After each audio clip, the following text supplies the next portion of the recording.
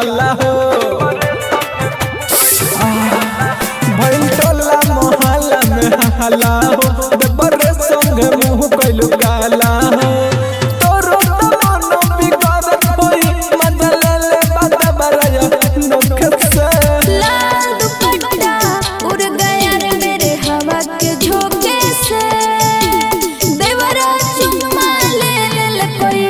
ढोरी को धोखे से कि बरा न जाने रो होई कि देवरा न जाने रो होई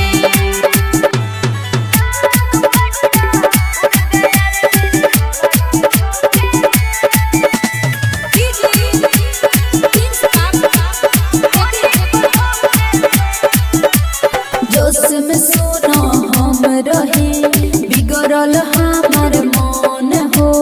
देवरो खुश हो गइल हमार कके ढोरी के दर्शन हो अरे बाप रे सुनो देवरो तोहार सवर गइले पके ढोरी के दर्शन कर गइले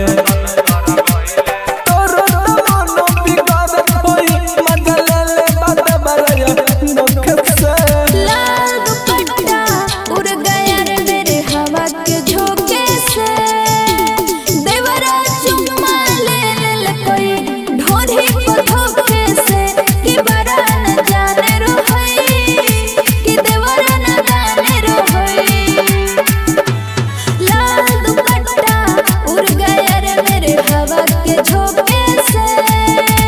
देवरा चुम्मा ले ले कोई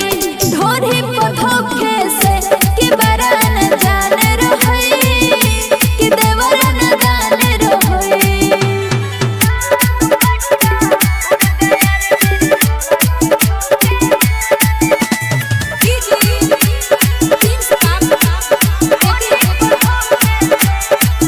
अरे बहुत रोहे पुरवैया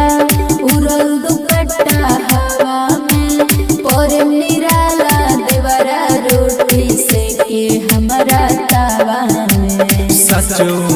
हर साहिल नीति सके सिखावा तारो काहे दीपू के भौज तरसावा तारो